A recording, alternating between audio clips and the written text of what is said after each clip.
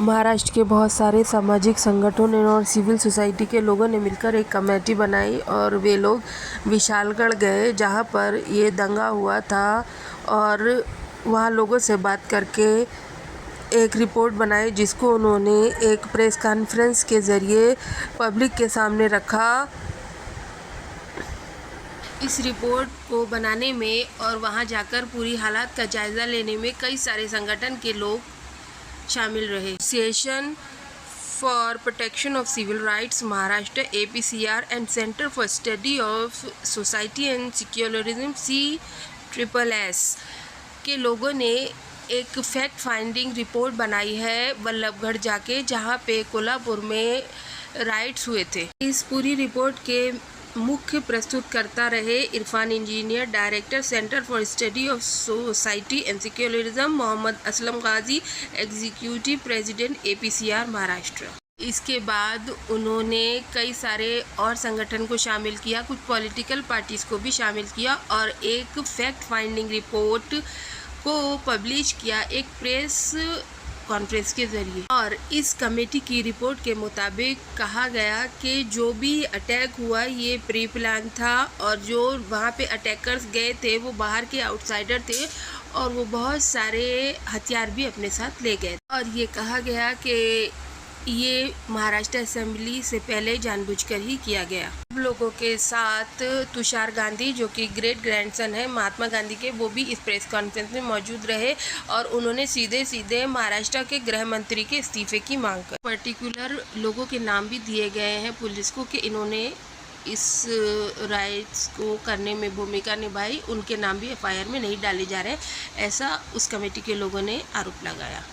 उन लोगों ने ऐसा आरोप लगाया कि पुलिस की जो ये विजिलेंस करने में नाकामी हुई, पुलिस अपनी भूमिका नहीं निभा सकी। इसके फलस्वरूप 42 स्ट्रक्चर वहाँ पर डेमोलिश किए गए हैं, जिनमें से 41 हाउस हैं और 10 शॉप्स हैं और एक 300 साल पुरानी मस्जिद है गाजापुर गांव में। 17 4 व्हीलर्स एंड 34 2 व्हीलर्स को नुकसान पहुँचाया गया। और ये जो हादसा था ये 2 बजे दोपहर से 5 बजे तक चला।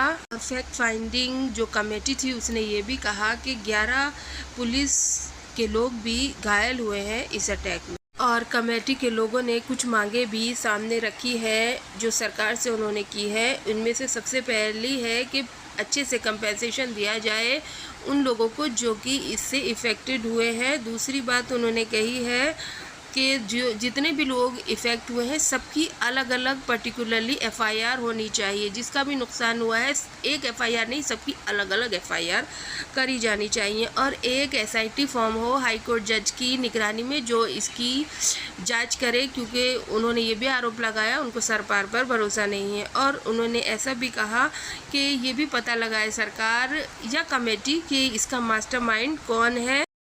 इस मौके पे मौजूद रहे महात्मा गांधी के प्रपौत्र तुषार गांधी और उन्हें सीधा महाराष्ट्र के गृह मंत्री के इस्तीफे की मांग कर दी। उन्होंने कहा कि महाराष्ट्र के गृह मंत्री इस सब चीज़ को रोकने में नाकाम रहे।